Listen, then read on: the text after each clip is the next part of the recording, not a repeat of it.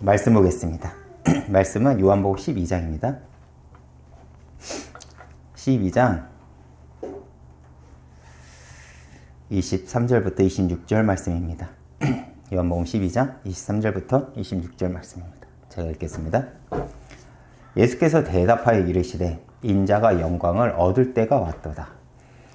내가 진실로 진실로 너희에게 이르노니 한 알의 밀이 땅에 떨어져 죽지 아니하면 한 알 그대로 있고 죽으면 많은 열매를 맺느니라. 자기의 생명을 사랑하는 자는 잃어버릴 것이요 이 세상에서 자기의 생명을 미워하는 자는 영생하도록 보전하리라. 사람이 나를 섬기려면 나를 따르라. 나 있는 곳에 나를 섬기는 자도 거기 있으리니 사람이 나를 섬기면 내 아버지께서 그를 귀히 여기시리라. 아멘. 말씀 전하겠습니다. 2024년 1년 동안 우리 교회의 방향이 분명하죠. 이문교회 1년 동안의 방향은 하나님께 돌아간 한 해입니다. 그리고 지난주 우리는 기도에 관한 말씀을 들으면서 어떻게 우리가 하나님께 돌아갈 수 있는지 함께 알아보았죠. 그리고 오늘은 우리가 계속해서 이어졌던 그 요한복음 강해를 다시 이어서 전하겠습니다. 제가 계속해서 이제 강해 설교를 하잖아요. 제가 강해 설교를 하기 위해서 성경을 이제 자세히 읽고 묵상하면서 드는 마음이 하나가 있습니다. 그것이 무엇이냐면 불편하다는 거예요.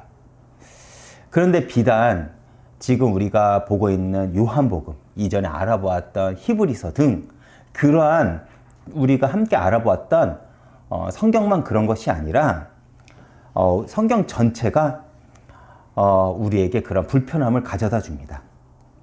사실 그런데 우리가 신앙생활 하면서 많은 성도님들이 성경에서 좋아하는 구절들이 있죠. 그리고 그 구절들은요, 내가 좋아하는 구절들은 우리는 외우고, 그리고 그 구절들에게서 우리는 힘을 얻고, 어떤 때는 삶의 근거로 삼기도 합니다. 물론 그렇게 말씀을 외우고 내 가슴에 담는다는 것은 신앙생활에서 굉장히 중요해요. 왜 그러냐면 그 말씀이 우리를 이끌어가기 때문에 그렇습니다. 그리고 성도는 말씀을 근거로 살아가는 존재이기 때문에 그러한 과정은 성도들에게 반드시 필요한 과정이기도 합니다. 그러나 우리가 성경 전체를 보지 않고 내가 좋아하는 말씀만 붙잡고 우리가 신앙생활을 한다고 한다면 우리의 신앙은요, 편협적일 수밖에 없을 것입니다. 사실 성경에는 많은 이들이 좋아하고 힘이 나는 말씀이 있죠.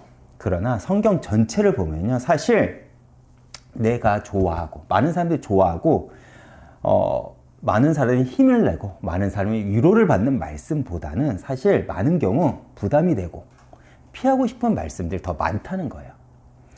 구약 전체의 내용을 짧게 요약하면 뭔지 아십니까? 인간을 일방적으로 하나님께 대들고 하나님은 그런 인간들을 심판하시지만 결국 회복시켜준다는 겁니다. 인간 입장에서는 계속 하나님께 대든다는 것. 이것이 구약 전체 이야기입니다. 그리고 신앙 역시도 계속해서 어떤 문제들이 불거집니까? 교회 안에서 이런저런 문제들이 있는 것. 그리고 거기에 대해서 답을 계속 제시하지 않습니까? 사실 우리들에게는 굉장히 그 내용들 불편합니다. 왜 성경은 그런 불편한 이야기를 우리에게 전할까요? 기독교의 신앙은 내가 잘 되고 높아지는 것이 목적이 아니기 때문에 그렇습니다. 그렇다면 성경이 우리에게 요구하는 신앙은 무엇일까요? 그 내용에 대해서 오늘 우리가 이 요한복음 속 말씀을 통해서 성경에서 말하는 기독교 신앙이 무엇인지에 대해서 우리가 함께 알아보는 시간을 가졌으면 좋겠습니다. 오늘 말씀 배경을 잠시 살펴보면요, 앞구절에 어떤 내용이 있냐면 예수님이 나귀를 타고 예루살렘으로 들어가시면서 본격적으로 십자가의 여정을 시작하는 장면이 나옵니다. 예수님이 나귀를 타고 예루살렘에 들어갈 때 어떤 일들이 벌어졌습니까? 우리가 잘 알고 있듯이 수많은 사람들이 자신들의 겉옷과 그리고 들에서 벤 나뭇가지를 길에 펴고 또 그 중에 많은 이들은 종려나무를 흔들면서 호산나라고 외치면서 예루살렘으로 들어오시는 예수님을요, 격하게 환영을 합니다. 그리고 오늘날 교회들은요, 이 날을 종료주일이라고 기념을 하죠. 이 날 다음부터 시작되는 날들이 뭐죠? 고난주간입니다. 그렇다면 왜 이렇게 수많은 이들이 예수님을 환영했을까요? 그들이 보기에는요, 예수님이 지금까지 보이셨던 권위와 그리고 그 놀라운 기적과 이정은 능히 로마의 압제에서 우리를 구원해줄 영광의 주라고 생각했기 때문에 그렇습니다. 저 정도면, 저 정도 능력을 갖고, 저 정도 권위를 갖고, 저 정도 위엄을 갖는 분이라면 능히 우리의 왕이 될 만한 분이야. 이 로마에서 우리를 구원해주고 구약에서 예언한 대로 우리가 세계의 그 제사장 나라로서 그 역할을 다할 거야 라는 그 기대가 있었죠. 그래서 수많은 이들이 예수님이 예루살렘에 들어오실 때 환영을 했고, 그리고 그 광경을 목도한 헬라인 등 이방인들 역시 예수님에 대한 관심을 가지게 됩니다. 오늘 본문 앞서 요한복음 12장 20절에서 21절을 제가 읽어보겠습니다. 요한복음 12장 20절에서 21절입니다.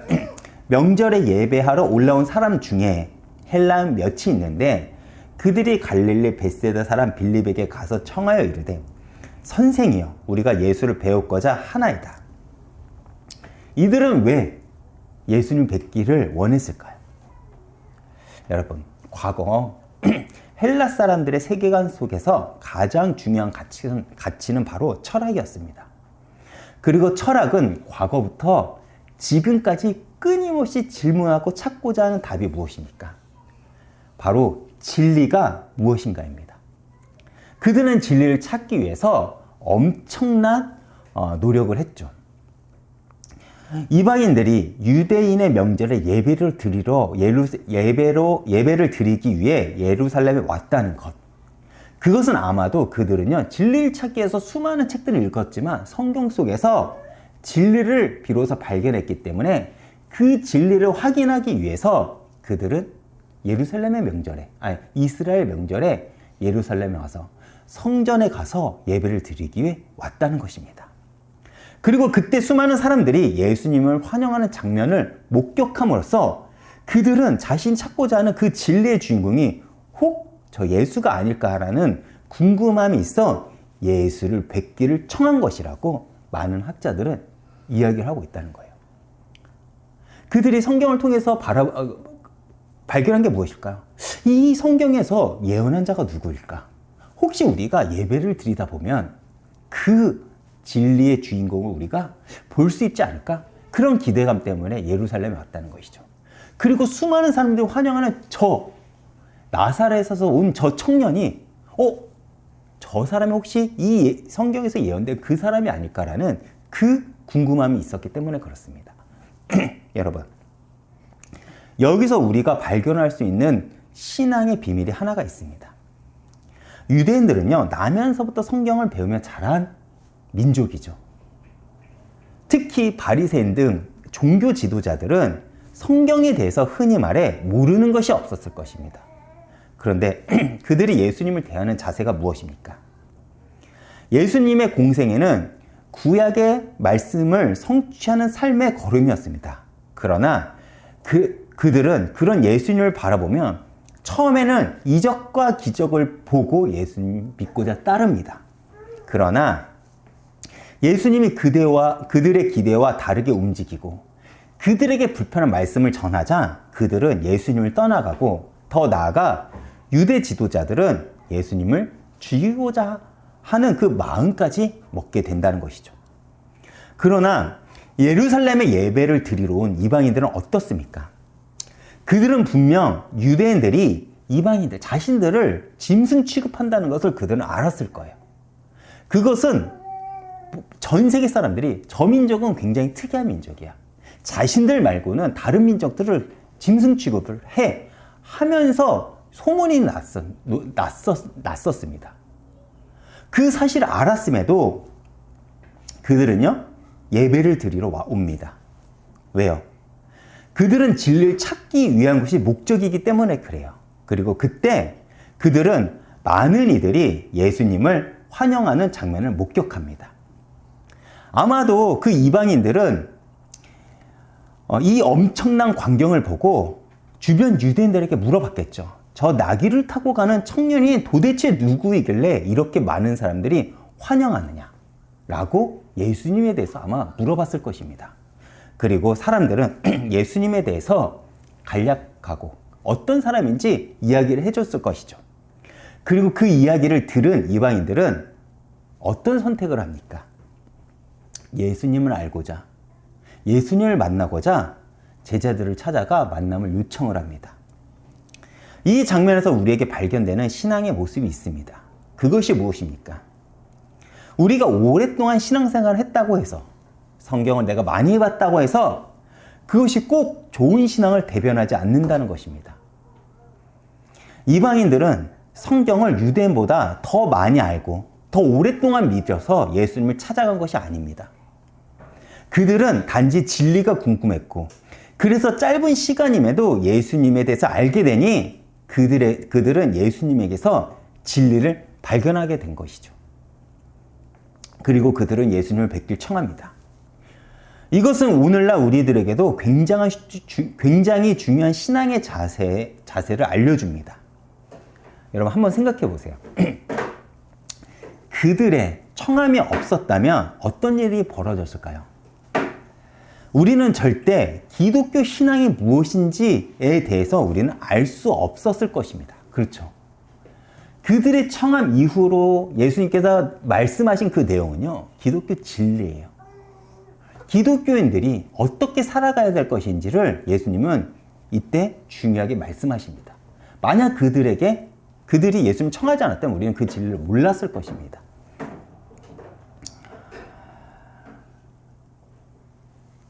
그러나 그들이 청함으로 인해 우리는 이후 예수님의 말씀은 기독교와 진리가 무엇인지 우리는 비로소 알게 되었죠. 이와 비슷한 사례가 어디 있죠? 니고데모가 예수님을 찾아올 때입니다. 그렇죠.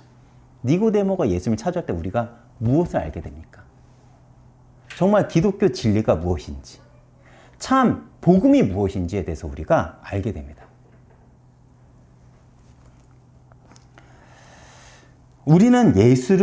그렇다면 우리가 예수를 찾고자 하는 그 이유와 목적은 무엇입니까?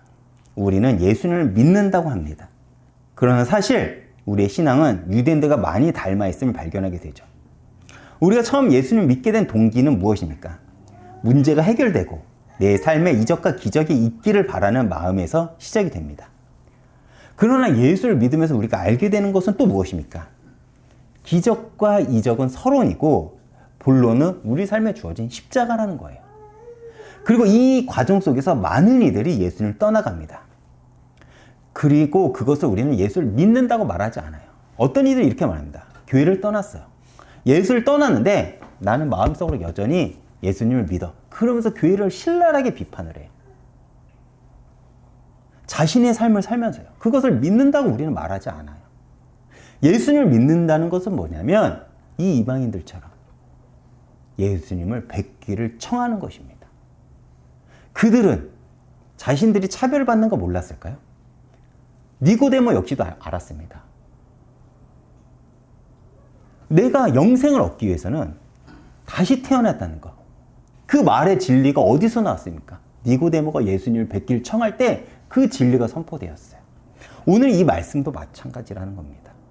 우리가 예수님을 뵙기를 청할 때 하나님은 우리 인생 가운데 복음의 진리를 알게 하신다는 거예요. 그래서 오늘 여러분들이 이 시간 하나님을 뵙길 청하는 그 간절한 마음을 회복하시길 바라겠습니다. 그리고 예수님을 믿는다는 것은 그 본론인 십자가를 통과하는 것입니다. 그때서야 우리는 신앙의 결론인 부활을 경험할 수 있다는 것이죠. 다시 돌아가 제자들은요, 이방인들이 예수님을 뵙길 원한다는 말을 예수님께 전하죠. 그런데 이때 예수님은요, 기독교 신앙이 무엇인지 굉장히 중요한 말씀을 우리에게 알려주십니다. 제가 오늘 본문 23절부터 24절까지 읽어보겠습니다.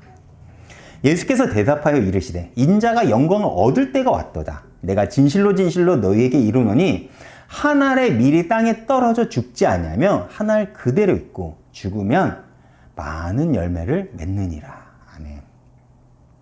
지금 예수님의 말씀은 기독교 신앙이 무엇인지를 우리에게 알려주는 말씀입니다. 우리는 지금 이 말씀을 보는 우리는요, 이 말씀이 무엇을 의미하는지 잘 알고 있죠. 예수님이 이제 곧 십자가를 질 것입니다. 그리고 부활하셔서 믿는 모든 이들에게 구원의 길을 열 거라는 것. 우리는 이 사실을 너무나도 잘 알고 있어요. 그런데 현재 성경을 읽는 우리와는 달리 당시 이 상황은요, 굉장히 어색한 장면입니다. 왜 그런가 하면 한번 여러분들이 생각해 보세요. 지금 헬라인 등 이방인들이 예수님을 뵙길 원한다고 찾아왔습니다. 그렇다면 예수님의 반응이 무엇이어야 됩니까? 내가 만나겠다. 혹은 지금 상황이 안 되니 만나지 않겠다. 이것이 당연한 반응이 아닐까요? 그렇죠. 그런데 예수님은 뜬금없이 나를 믿는다는 것이 무엇인지 아니? 나를 따라한다는 것이 무엇인지 알아? 기독교 신앙이 무엇인지 알아? 라고 하면서 말씀하시는 것입니다. 이러한 예수님의 행동은 우리에게 무엇을 의미하는 것일까요? 어떤 의미가 있을까요? 여러분, 지금 이 상황을 잘 한번 여러분들이 생각해 보시길 바랍니다. 이방인들이 예수님을 찾아오기 전에 바로 앞에 어떤 사건이 있었죠? 수많은 군중들이 예수님을 환영하는 장면을 제자들이 목격합니다.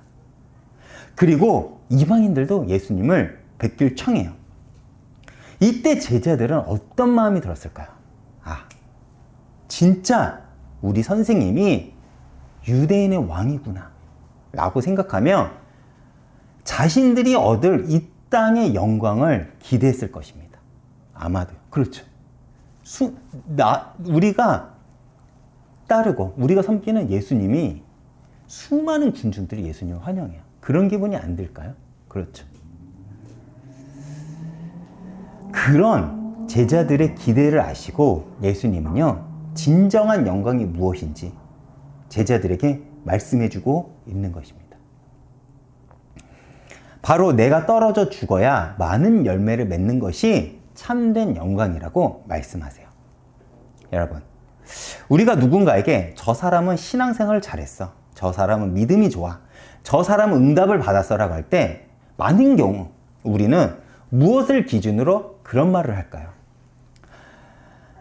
사실 눈에 보이는 땅의 영광입니다. 그렇죠. 사실 눈에 보이는 땅의 영광을 보면서 우리는 그런 얘기를 하지 않습니까? 오늘날 누가 목사가 되는 것에, 또 누가 개척교회를 섬기는 것이 영광이라고 생각합니까? 고난이라고 생각하고, 그래 고생하는데 하나님께서 기뻐하는 길이야 라고 생각을 하지, 그거 영광이 있는 길이야, 그것이 하나님 나라의 그 영광이야 라고 누가 그렇게 얘기를 하나요? 그렇지 않죠. 그러나 예수님은요, 세상의 논리와는 전혀 다른 논리를 우리에게 요구하시면서 그 길을 걷는 것이 영광을 얻을 길이라고 우리에게 지금 말씀하고 있는 것입니다. 그리고 우리가 얻을 응답과 축복 역시 세상과는 다른 것임을 우리에게 알려주시죠. 세상이 원하는 영광의 내용은 무엇입니까? 내가 잘 사는 것입니다. 내가 높아지는 것이고 내가 성공하는 것입니다. 그러나 오늘 예수님이 우리에게 알려주는 영광은 우리의 기대와는 전혀 다른 내용이죠. 25절입니다. 제가 읽겠습니다. 자기의 생명을 사랑하는 자는 잃어버릴 것이요, 이 세상에서 자기의 생명을 미워하는 자는 영생을 보존하리라. 여러분, 자기의 생명을 가장 귀히 여기고 사랑하는 것, 이것이 당연한 인간의 본능이 아닙니까? 이것은 당연한 인간의 본능이에요. 그런데 성경은 그것이 아니라고 합니다. 왜 예수님은 우리의 본성을 거스르는 불편한 진리를 우리에게 알려주시는 것일까요? 그리고 또 요구하실까요? 바로 이 불편한 진리가 영생을 얻는 길이기 때문에 그렇습니다. 그러나 우리는 사실 그것이 싫습니다. 우리는 내 인생에 내가 주인이 되고 싶고, 하나님은 내 인생 속에 좋은 손님이 되어 내게 좋은 선물만 줬으면 합니다. 그러나 기독교는 그런 종교가 아니죠. 기독교는 예수가 길이요, 예수가 진리요, 예수가 생명이라고 우리에게 말하고 있습니다. 즉 예수 안에 모든 것이 다 있음을 우리에게 알려주는 것이죠. 그러나 그 진리인 예수를 얻는 방법은 단 한 가지밖에 없습니다. 그것이 무엇일까요? 나보다 예수를 더 사랑하는 것입니다.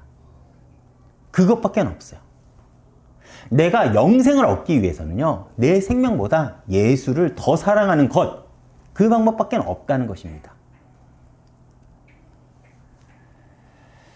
즉, 나 자신을 예수보다 더 사랑하는 자는 오랫동안 신앙생활을 해도 절대 예수가 주는 참 생명을 받을 수 없다는 것입니다.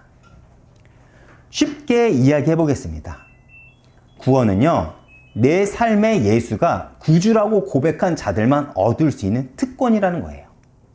그래서 너가 한 알의 밀알이 되어 죽으라고 하시는 것입니다.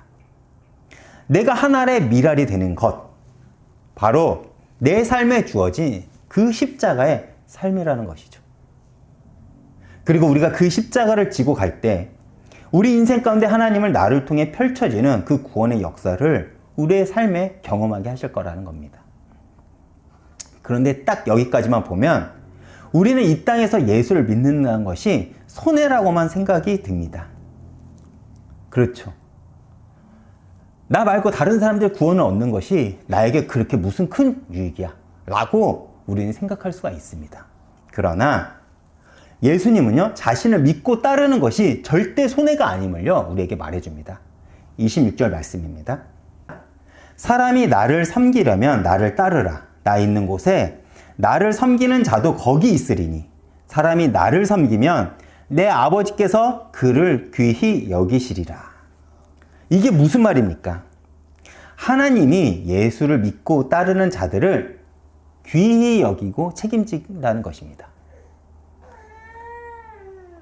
내 인생을 내가 책임지고 살아가는 것과 창조주 하나님이 내 인생을 귀하게 여기고 책임지는 것, 둘 중 무엇이 더 우리 인생 속에 유익할까요? 당연히 후자가 아닙니까? 우리에게 더 좋은 것을 주시고자 하는 하나님입니다. 그러나 그 응답은 내가 주인이 되어서는 얻지 못한다는 거예요. 내가 죽고 하나님이 내 삶의 주인이 되어야만 받을 수 있는 응답이라는 것입니다. 그렇게 주님은 너의 영광을 위해 너가 살지 말라고 하는 것입니다. 그 길 끝에는 반드시 부활의 영광이 있기에 우리에게 내가 너에게 요구한 그 길, 너가 하나의 밀알이 되어 죽으라는 것입니다. 지금 당장 너는 죽는 것 같고 너가 손해보는 것 같지만 그렇지 않다는 거야. 반드시 그 뒤에는 내가 너를 회복시켜 줄 것이고 너의 생명을 부활시켜 줄 거라는 것입니다. 이것이 성경이 우리에게 요구하는 신앙이며 우리가 주님이 주시는 참된 구원과 축복을 얻는 비밀이라는 거예요. 사실 많은 간증들 중에 가장 중요한 핵심이 무엇인지 아십니까? 내가 죽었다는 거예요. 그 뒤는 하나님께서 책임졌다는 것입니다. 여러분들, 정말 우리가 무엇을 위해 살아가고 있는지, 내가 무엇을 놓지 못하고 살아가고 있는지 우리가 다시 한번 우리를 점검해 보았으면 좋겠습니다. 그러나 우리 어리석음은 무엇입니까? 요한복음 12장 43절을 제가 한번 보겠습니다. 그들은 사람의 영광을 하나님의 영광보다 더 사랑하였더라. 이것이 우리의 어리석음입니다. 진리를 들었음에도 여전히 자신이 주인이 되고 살아가고자 하는 우리, 어리석다는 것이죠. 사람이 언제 가장 취해지는지 아십니까? 이 땅의 영광에만 집착을 할 때 취해집니다. 그렇죠. 이것은 젊은 사람이든 나이가 든 사람이든 똑같습니다. 이 땅의 영광에만 집착하는 이들. 쉽게 말해 욕망에 사로잡혀 사는 자들이죠. 우리는 이 사람들을 혐오하지만 사실 우리들 역시 우리들의 삶을 돌아보면 사람의 영광에 매여 살고 있음을 발견하게 됩니다. 세상도 그런데 오늘날 기독교가 욕먹는 이유 역시 바로 하나님의 영광보다 이 땅의 영광을 더 사랑했기 때문임을 우리는 잘 알고 있죠. 여러분, 저와 같은 목사들이 오늘날 왜 욕을 먹을까요? 세상이 보기에도 하나님보다 세상의 영광에 집착하며 살아가기 때문에 그렇습니다. 많은 목사님들이 신학생 시절에 정말 그때 세상의 영광을 원했을까요? 아니에요. 그때는 하나님의 영광을 원했을 것입니다. 그러나 사역을 하다가 세력이 생기고 교회가 커지면서 어느덧 하나님의 영광보다 사람의 영광, 나의 영광이 더 중요해지기 시작한 것입니다. 성경의 말은 하지만 그 말씀 속에 내 욕망이 들어가 있는 것이죠. 그것을 하나님 그리고 사단은 모를까요? 그렇죠. 그렇기 때문에 우리는 깨어 있어야 된다는 것입니다. 저 같은 목사들이 가장 싫어하는 것이 무엇인지 아십니까? 자존심 상하는 거예요. 저 같은 목사들이 가장 싫어하는 게 자존심 상하는 것. 자존심이 상했다는 것, 무엇을 의미하는지 아십니까? 여전히 내가 죽지 않았다는 것을 의미합니다. 저 같은 목사들이 좋아하는 것은 또 뭔지 아십니까? 대접받고 대우받는 것입니다. 높임받는 거예요. 여전히 내가 살아있다는 것. 그렇기 때문에 오늘날 교회는 세상의 외면을 받게 된 것입니다.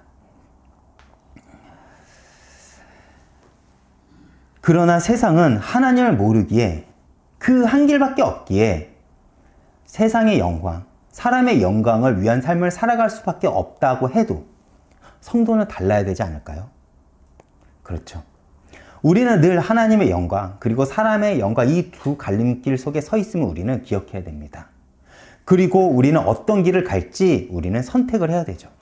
그리고 그 선택은 우리의 삶의 결과를 만들어낼 것입니다. 우리는 진리를 알매도 왜 사람의 영광을 놓지 못하는 것일까요? 바로 성도의 정체성을 모르기 때문에 그렇습니다. 성도의 정체성을 분명하게 우리가 안다면 우리는 흔들리지 않고 하나님 영광을 붙잡을 것이고 그 길을 우리는 기꺼이 감내하며 걸어갈 것입니다. 그렇다면 성도는 어떤 정체성을 가져야 될까요? 요한복음 12장 44절을 제가 읽어보겠습니다. 요한복음 12장 44절입니다. 예수께서 외쳐 이르시되 여기서 외쳐 이르다. 이 표현은요, 예수님에게 관련되어 요한복음에서 총 4번이 나오는데 이때 뒤에 나오는 이 모든 말씀은요, 전부 신적인 기초와 근거와 기원을 말할 때 이 표현이 나온다는 거예요. 다시 말해, 그렇다면 지금부터 예수님이 소개하고자 하는 이 내용은 그 출처와 근거가 하나님께로 있다는 것입니다. 제가 다시 이어서 44절부터 45절을 읽어보겠습니다. 예수께서 외쳐 이르시되 나를 믿는 자는 나를 믿는 것이 아니요 나를 보내신 이를 믿는 것이며 나를 보내는 자는 나를 보내신 이를 보는 것이라. 여기서 예수님이 자신의 정체성 어떻게 설명하십니까? 나는 보냄을 받은 자라고 설명을 하십니다. 그리고 이것은요, 예수를 믿는 우리들에게도 똑같이 적용되는 성도의 정체성이라는 거예요. 여러분을 보낸 분은 누굽니까? 바로 예수 그리스도죠. 여러분, 일상 속에서 내가 보냄을 받은 자라는 그 정체성을 잃지 말길 바랍니다. 성도는 보냄을 받은 자예요. 에클레시아. 보냄을 받은 자들의 모임이 교회라는 것입니다. 이 정체성이 흔들리니까 우리는 자꾸 세상의 영광, 이 땅의 영광, 이 땅의 풍요, 이 땅의 안락을 우리가 위해서 살아가는 것입니다. 그러나 내가 보냄을 받은 자, 우리의 본향이 있음을 안다면 우리는 크게 이 땅에서 집착하지 않게 될 거예요.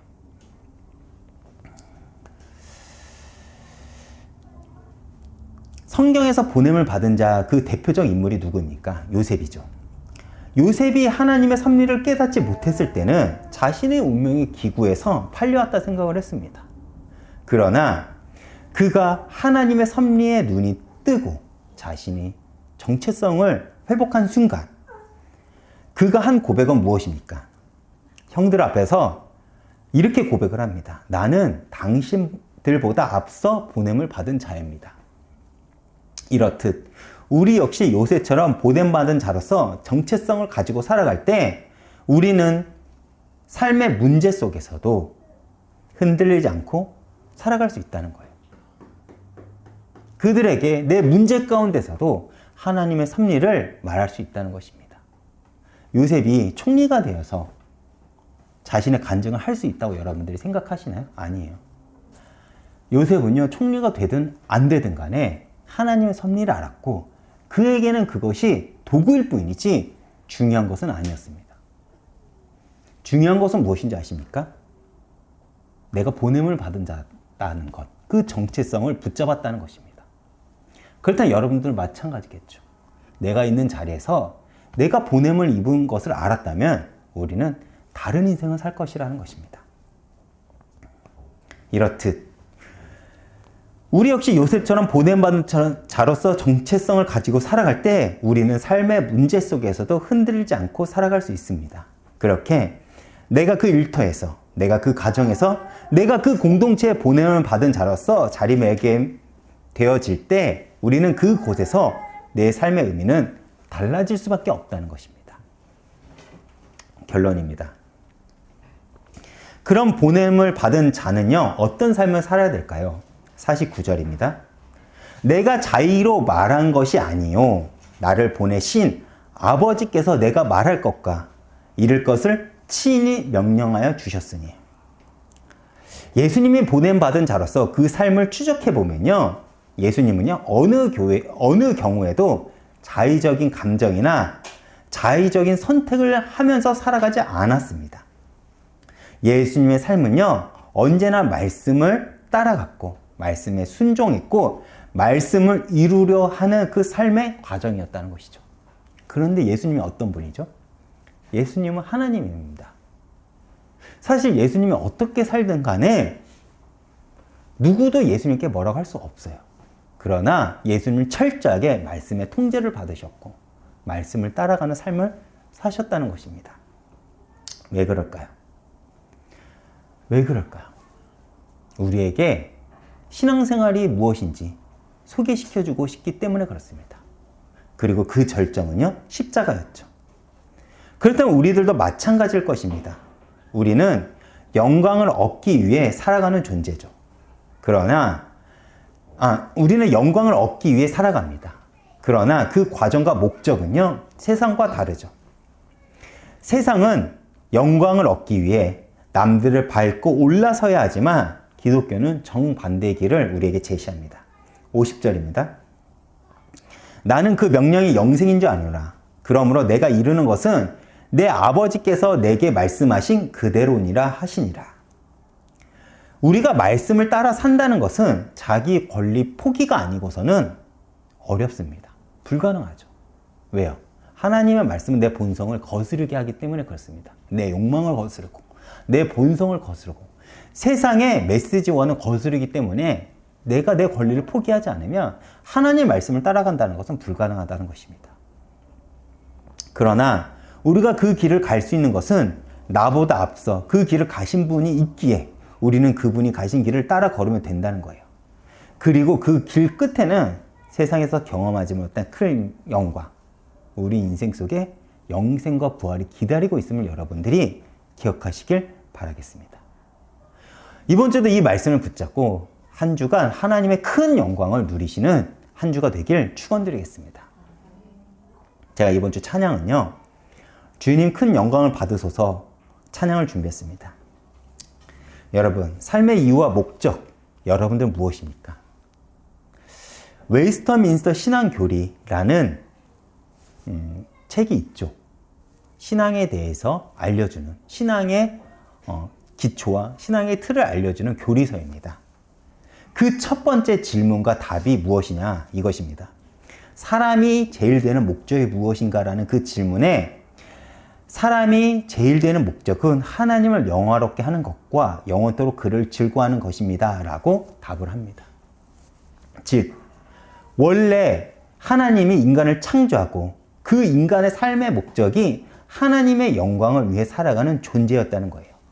그러나 창세기 3장 사건 이후, 선악과 사건 이후 인간은 하나님과 멀어져 오직 자기 영광만을 위해 살아가는 존재가 되어버렸습니다. 그렇다면 예수님을 믿는 우리는 무엇을 회복해야 될까요? 다시 창조의 목적인 하나님을 영화롭게 하는 삶. 우리는 이것을 회복해야 됩니다. 그리고 그 삶은 우리를 더 큰 기쁨과 감사로 채울 것입니다. 오늘 이 찬양을 통해서 여러분 큰 은혜 받으시길 바라겠습니다.